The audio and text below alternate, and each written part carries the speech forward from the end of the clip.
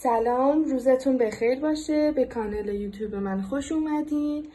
امروز طریقه عوض کردن سوزن سردوست رو بهتون آموزش میدم. اول این قسمت بالا که یه پیچ داره با استفاده از یه آچار کوچیک شلش میکنیم.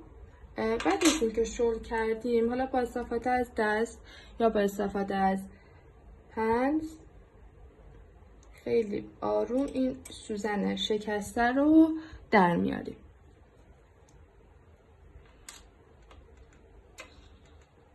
و بعد سوزن درست رو سر جای اصلیش میذاریم.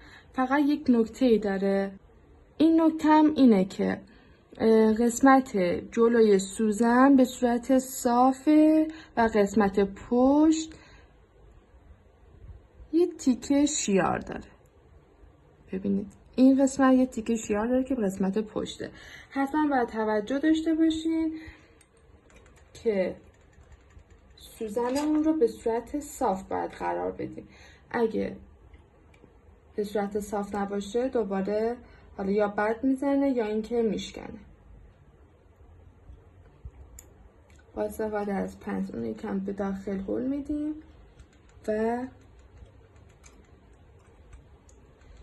با دستمون هدایتش میکنیم به سمت بالا تا جایی که فضا داره این رو به سمت بالا هلش میدیم. و در نهایت دوباره با همون پیچ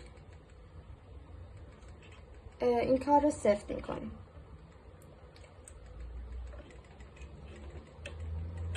خب این کار رو سفت میکنیم.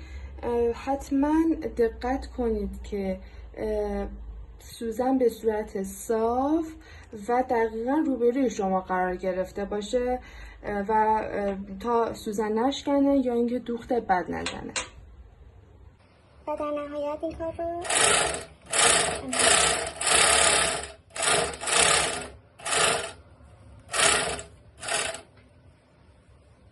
یه دوخت تمیز یه نخ متفاوت هم گذاشتم که بتونید